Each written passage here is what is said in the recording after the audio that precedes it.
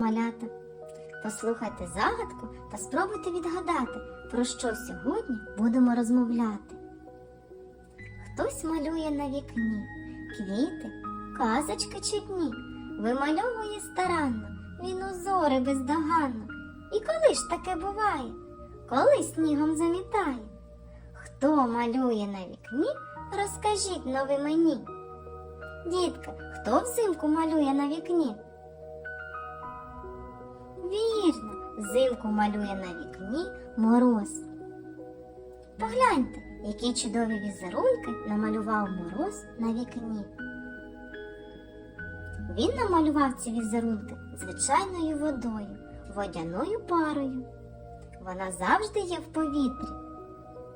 Тепла водяна пара непомітна для нашого ока, осідає на склі, накопичується на його найменших нерівностях, ледь помітних подряпинах.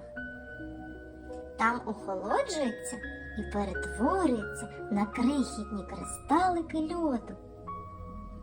Так на зимовому склі з'являється чарівний візерунок.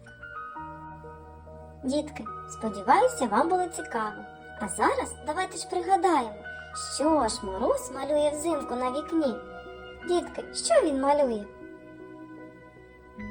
Так, візерунки.